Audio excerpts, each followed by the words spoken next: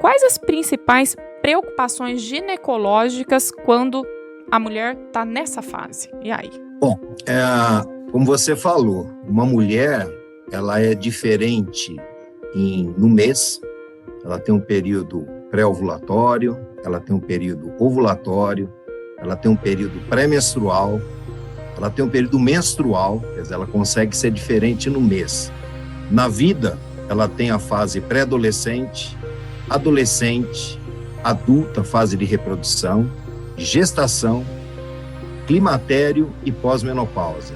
Então veja que a mulher na vida dela, no mês ela é diferente, na vida é diferente e entre vocês são diferentes. Sim.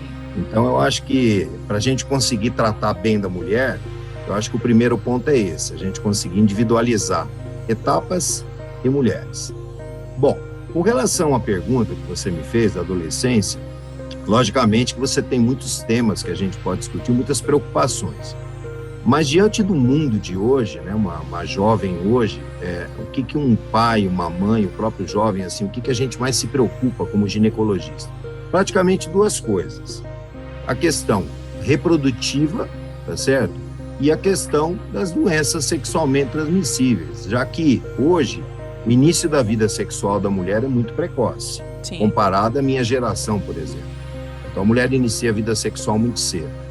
Quando uma mulher inicia a vida sexual, ela tem que se preocupar primeiro em não engravidar.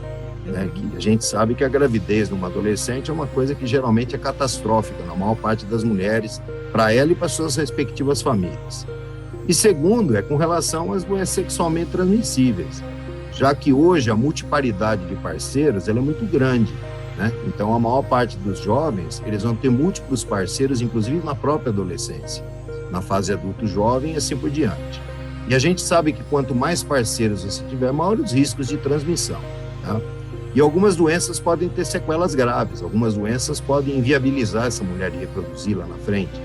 Algumas doenças podem provocar o câncer de colo, ela pode contrair um vírus aí na adolescência e ter um câncer de colo de útero, uma lesão grave de colo de útero na vida adulta jovem. E isso vai comprometer em demasia a vida dessa mulher.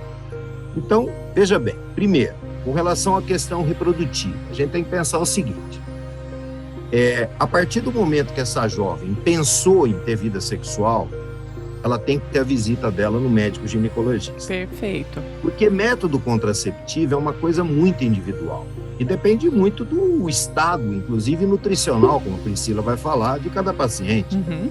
Então não é assim, eu vou pegar a pílula que a minha vizinha usa ou que a minha amiga usa. Isso aí, infelizmente, não dá muito certo, né? Tem mulheres que estão contraindicadas de usar um contraceptivo oral. Tem pílulas, por exemplo, que tem alta dose de hormônios. Tem pílula que é mais indicada para uma mulher que ela tem efeitos de androgenismo, acne, oleosidade e assim por diante. Tem mulheres que têm alterações metabólicas que você não deve usar pílula. Tem mulheres que têm histórico de trombose na família e ela já teve um histórico onde a pílula pode ser contraindicada. Então, o primeiro ponto é que o médico vai escolher para ela individualmente qual seria o melhor método, tá certo? Então não dá para simplesmente taxar, minha filha vai iniciar a vida sexual, toma aqui essa pílula que a tua amiga usa, ou que eu usei. O que eu usei, exato, assim. né? Que eu usei. Não é bem assim, né? Então, primeiro. Segundo, com relação, como eu estava falando, a questão da sexualidade. A gente tem que ter em mente o seguinte, a partir do momento que uma mulher tem vida sexual ativa, tá? Ela abre uma porta de entrada para as infecções ginecológicas. Então, a visita ao médico ginecologista tem que ser periódica, né? Então, eu sei que muitas têm vergonha, aquele medo, às vezes, que muitas vezes a mãe não sabe que ela está tendo vida sexual, embora hoje as coisas sejam um pouco diferentes do que na minha época, mas muitas jovens ainda têm aquele medo. Mas é importante entender que é fundamental que essa jovem, a partir do momento que ela tem vida sexual, ela tem que fazer exame ginecológico, principalmente o exame preventivo, justamente porque algumas doenças são silenciosas. Você tem uma lesão, por exemplo, de HPV no colo do útero, na maioria das vezes a pessoa não sabe que tem essa lesão. E além de transmitir, essa jovem ela pode ter sequelas lá na frente que ela nem imagina. Ela pode ter uma lesão grave de colo de útero com 22, 23 anos por um vírus que ela pegou com 16, 17 anos na experiência sexual dela.